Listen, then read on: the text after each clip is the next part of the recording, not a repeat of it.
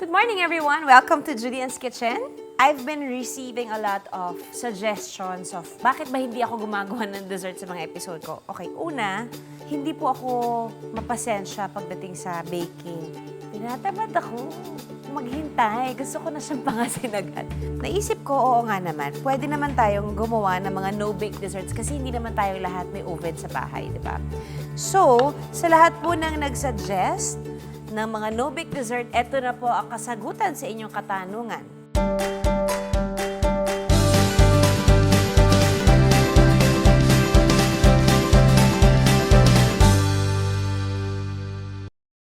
Unahin natin yung Buko Lychee. Sa ating pot, pagpalagay mo na itong buko juice na to, nasa mga isang pitchel.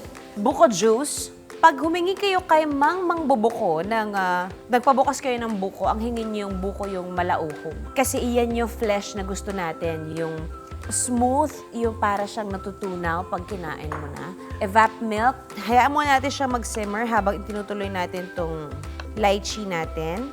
Bias ako sa lychee kasi favorite ko siya. Bias din ako sa buko kasi favorite ko siya. So, ano yung hindi ko favorite? Parang wala. Lychee syrup. Half lang nito ilalagay natin kasi gusto mo pa rin namang matikman yung juice ng buko. And then, ang ating buko. Tansyahin nyo na lang kung ano bang mas gusto nyo maraming makuha. Pag scoop nyo, buko ba o lychee? Lagyan natin lahat ng lychee dyan.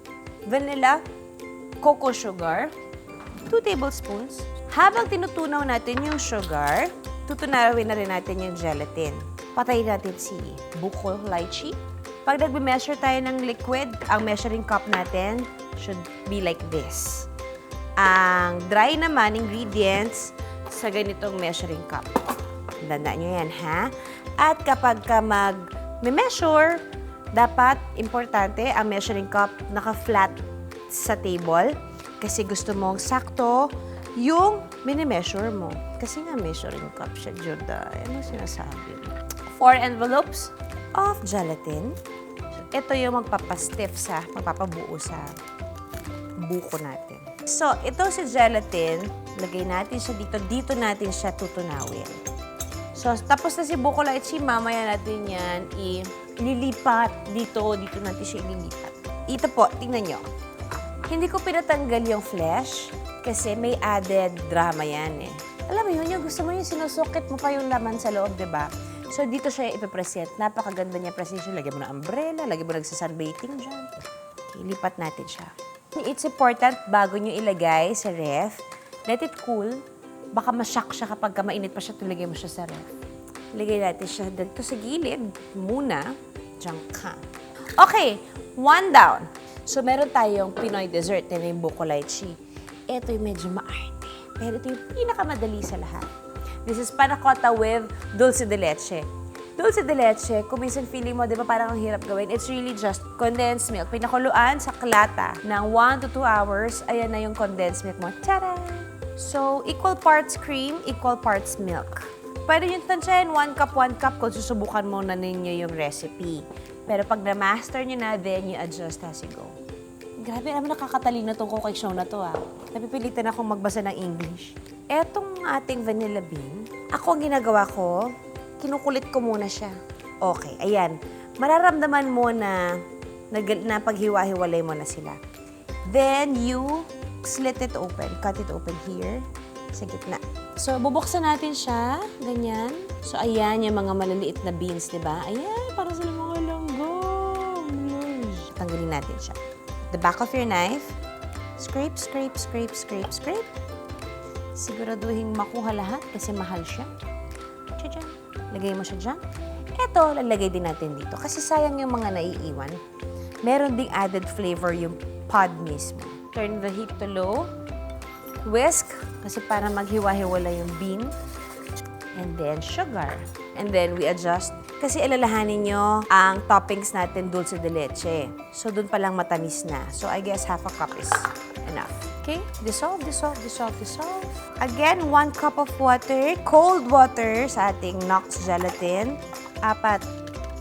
Cold. Whisk natin. And then, there you go. Di-dissolve ulit natin yung gelatin. Si Panacotta. Pwede nyo siyang ilagay sa mga ganitong baso para iserve sila. Nag-simmer na siya, patayin na natin siya. Sana mas dahan-dahan pa, Juday. Hoy, na-excite ako sa Panacotta. Parang ito yung nagawang recipe ng nanay ko. Okay, dahil nakikita niyo yung mga bula-bula na yan, yung mga maliliit na bulang naging kasalanan ko. Tatanggalin natin siya. Paper towel, make a tip, pasok mo sa ilong mo. Okay, tatanggalin natin yung mga bubbles na yan. Actually, matatakpan naman siya ng Dulce de Leche natin. Pero alam niyo na magtanggal na maliliit na bubbles. So, we set this again aside. Punasan natin yung gilid para hindi siya madumi pag sinerve natin later. Bago niyo ilagay sa ref, make it a point na nag-cool na siya. Para masaya siya. Binigyan mo siyang ng chance mag-cool. Ngayon, ang gagawin natin yung Oreo crusted na may 3 kinds of layers of hanache. Okay, Oreos. Paborito natin lahat ito. Sa mga baking shops or sa mga groceries, may matitisod kayong ground na Oreos. Kung halimbawa meron kayong mga sobrang Oreo sa bahay, kainin nyo yung puti, check nyo yung sugar nyo after, tapos durugin nyo yung cookie. Pwedeng rolling pin, sa Ziploc bag. Lahat ng issue mo sa mundo, ilabas mo dyan. Yan, tagtaray mo ng pino, yung ganun. But you know, life is too short. Hindi tayo pwedeng masyadong laging galit, nakaka-wrinkles yan. Gawa na lang tayo ng dessert. So, pag na-achieve mo na yung texture na gusto mo, parolyohan mo pa. Ay, mas madali pala yun. You want it very fine. Pero kung ikaw yung type na fan ng Oreo, gusto mo nang may nakakagat ka pa, pwede naman siyang hindi effortan. Lagay natin siya dyan. Siyempre, konti lang ginawa ko kasi meron naman akong durog eh. Nagpakitang gilas lang ako ng very, very light. Tignan mo, hindi nila ginawa ng maganda. Hindi masyadong ground. So, Oreo crust, hindi ba? Oh, sa crust pa lang. Tapos na yung boxing eh. Butter. Butter. Haluin natin siya. Siguraduhin mo lang na maiksi ang kuko mo, ha? Kasi papasok to sa kukong mahaba. Yung puwet ng baso, yan ang ipagdidikit natin. Ito lang ang pinakamas matagal gawin kasi per layer kailangan natin siyang bigyan ng chance na tumigas. Di, naging ganyan na siya, di ba? So, ilalagay na natin siya sa ref for at least 10-15 minutes hanggang sa mag-fully incorporate na yung butter and crust natin.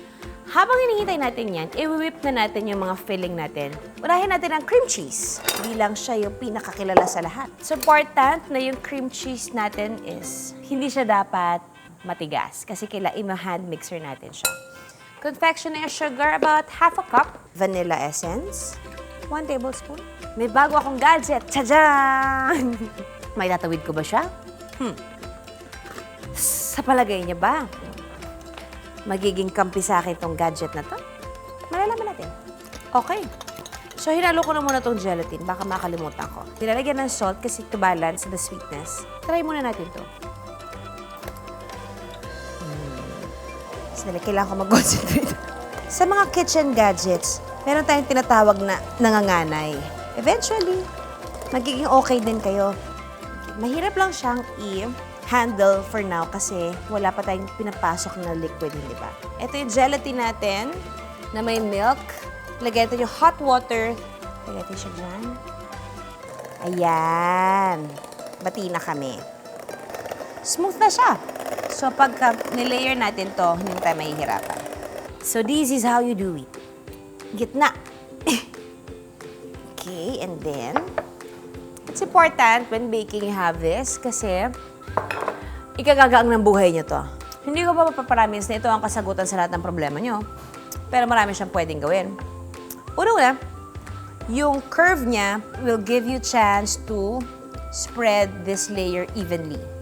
So maganda na pag nag-layer tayo, pantay yung gilid niya. Para pag sinerve mo siya sa guest mo, makikita yung layer na iba-ibang kulay. So lilinisin natin yan. Ganun uli. Ayan. Dapat malinis siya. Okay, ibabalik ulit natin siya sa ating ref and then we will make the second layer which is the Nutella muna na may peanut butter. Okay, balik natin. Have you tried Nutella and peanut butter together? Hindi ako mahilig sa Nutella. Kaya maliit lang yung binili ko. A cup of peanut butter. This is creamy peanut butter. Most of the time, ang peanut butter na ginagamit ko, matamis at maalat. Hindi na natin i-overwhelm yung tamis. Hindi na natin ito kailangan dagdagan ng kahit ano pang arte kasi si Nutella ang star. Hay, buhay. Ba't ba napakasarap kumain? Malungkot ka, kakain ka. Masaya, kakain ka. Lasing ka, kakain ka. Hindi na natin ito dapat lagyan ng gelatin. O baka dapat lagyan. Lagyan natin isa para mag-smooth siya. So this is cold milk to 1 sachet of Knox lang. So this is like a 4th cup of milk, cold milk again. So lalagyan natin ng hot water to dissolve.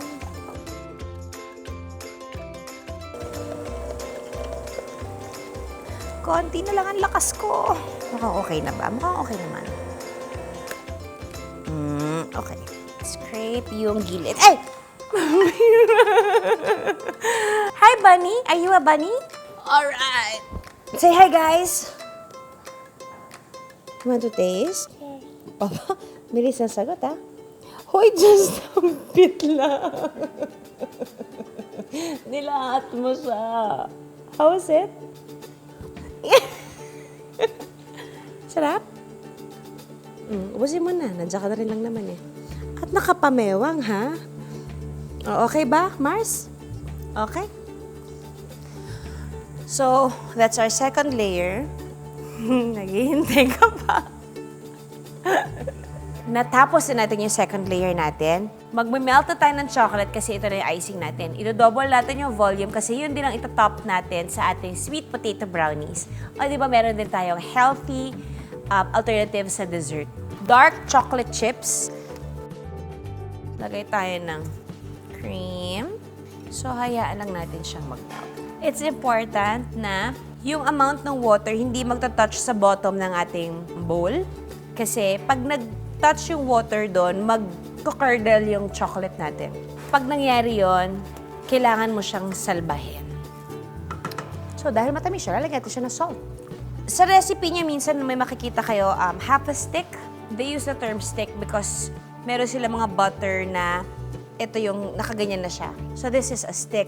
This is half a cup of butter. 1 cup of butter is equals to 1 whole butter. Ang lakas maka-professor nung dialogue ko na yun, ha? Namatay ng butter.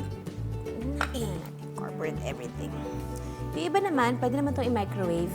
Gusto ko lang kayong paandaran. Pero pwede naman itong tunawin sa microwave. Mga 15-30 seconds, tapos haluin nyo, tapos microwave nyo ulit for 15 seconds, and haluin nyo. Masasambat makakarating din ako sa finish line. Pababayaan muna kita. Diyan ka muna. Okay. Look at that. Tapos pag may natira, pwede nyo itong i-jar, ipalaman sa tinapay. And then spread evenly. Kung kaya ma-achieve yung evenly, achievein. Pero kung hindi kaya achieve yung evenly, edi wag. Bakit ko pinagsama yung Nutella at peanut butter? Naisip ko hindi na siya kasya sa lalagyan ko, kaya pinagsama ko na lang sila. Pangalawa, parang sa title niya, hindi ba? Pag present mo siya, hahanapin ng mga tao. Nasaan yung peanut butter? Eh, tapos isasagot mo sa kanila, oh my God, it's in the Nutella. Sikat ka! Kulang natin siya ulit sa ref. Sabayan natin ng dasal. Naway siya'y makisama. Sa lahat po ng mga nag-request ng healthy dessert, eto na ang inyong dessert. Si walnuts, it's important na bago natin siya isama sa kanila, i-roast muna natin siya. If you find walnut very expensive, you can use cashews, you can use pili nuts, sweet potato, boiled and mashed. Dito na natin siya ilalagay. This dessert, hindi nyo kailangan maghinay-hinay sa pagpangas kasi it's very healthy. Pwede na siyang halos vegetarian ang dating. Pita dates. It's kind of pricey pero napaka-healthy nito. Vanilla extract, a tablespoon. Almond milk. Maple syrup. Siguro sa maple syrup, pagpalagyan mo ng mga 2 tablespoons. Iniinom ko sa umaga bago mag-workout is raw cacao. It is full of antioxidants, highly energizing, helps heart and brain function, promotes positivity and happiness. Dapat ito yung kinakain ng mga beauty queen. 1, so at least mga 4 tablespoons. And then, ay, namatay ang walnut. Muntik na siya masunog. Kasi muntik ko nang maamoy yung hindi na siya nati. Pag nasunog nyo na siya ng slight, ang magiging title na niya, Sweet Potato Brownies with Burnt Walnuts. O, di ba social pa rin? Ganun lang yan. Palit-palit lang ng title yan. Parang teleserye lang yan. Hoy! Ha! Papaandar ka sa akin ngayon, ha? Pulse. On. Pulse. Pulse. I spoke too soon. Wala. It's complicated na naman ang relationship nating dalawa. Dito na lang ako sa chocolate ko. At least tayo, bati tayo, no? Kung nakakapagsalita ka lang, malamang sinabi mo sa aming tatanga-tanga kami. Okay, pulse. Hihintayin lang natin talaga siya mag-incorporate kasi dapat sticky siya. Hindi bola yun na, totoo yun. I-process nyo lang siya for at least 3-5 minutes. Kasi may mga dates pang buo. Pwede na tayong mag-glaze doon sa ating cheesecake.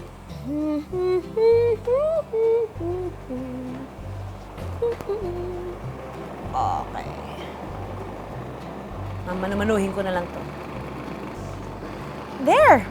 Harden again to. Balik natin sa ref. Okay na siya. So, yan ang ating brownie. Alam ko na! Hindi ko nalagyan ng coconut oil. Kaya naman pala hirap na hirap siya. Ito na. Coconut oil. 1 to 2 tablespoons of coconut oil. Just 2. 1, 2, 3. Okay, finish. Sarap nga ba? Kaya rin naman. Pero syempre, alam mo yun, hindi siya kasing decadent and kasing sarap ng original brownies. Kasi ibang kasalanan yun eh. Ito hindi naman ito kasalanan eh. Tinatama mo yung buhay mo dito sa sweet potato brownies. At the same time, niloloko mo na rin yung sarili mo. It should be really this sticky. Store this sa ref ninyo for at least a week. Pero feeling ko dito tatagal ng 1 week, promise. Lalahatin natin siya. Pwede niyo pa rin siyang gawing vegan by just using coconut oil instead of butter. Pang-shine naman natin kasi talaga yung butter kaya natin siya ginamit. Ayan na siya! I have this semi-sweet mini chips. Marami ng choices ngayon. Tada! Ito na ang ating finished product. Unahin natin itong ating Panacotta, Dulce de Leche. Make a layer para bawat subo may Dulce de Leche. Tapos ito na yan, oh. Sumakit ang bato ko. Harap! Ito yung ating cheesecake. Dito ako excited. Tingnan mo, presentation pa lang. Pasok na eh. Hindi mo na ito kailangan i-plate. Kasi pag plinate mo, masisira. So, hayaan mo sila ang sumira. Huwag ikaw. Halika rito kasi. Warning. Kung diabetic ka, tabi mo na agad yung pantusok mo, baka sumunta pa yung sugar mo. Pero wala tayong sugar na ginamit maliban sa kakapurit, di ba? Sweet potato, may ganache. Okay naman. Hindi mo malalasahan yung sweet potato. Pero, isipin mo na lang, ang healthy ng ginawa natin. Pwede pa rin siyang pang-andar. Ang buko natin, hindi natin matitikman, pero sure ako dito masarap to. Hindi pa lang kasi siya buo. So, lahat yan, dapat overnight. Ang Panacotta, pwede 3 to 4 hours lang, chilling time. But ito, lahat ito dapat overnight. Okay guys, so there you have it. Our no-bake dessert. I hope mas masubukan ninyo at magustuhan ninyo. Bye!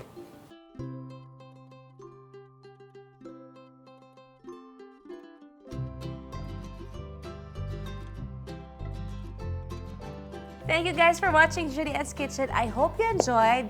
And don't forget to try it out at your homes. And kung meron kayong nasubukan na magandang recipe, just let us know. Don't forget to like and subscribe.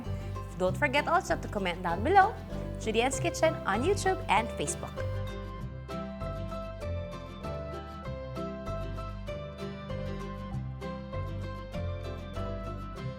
So, ang plano ko sa Panacotta kanina, Dulce de Leche lang. Pero dahil masyado ako ng tamisan, pwede mo siyang lagyan ng sea salt. This is smoked red sea salt.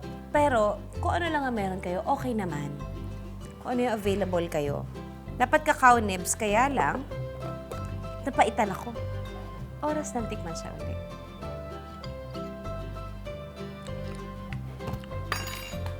Bye, guys. I got it. Maharap na siya. Tamang-tawa ka na naman sa akin.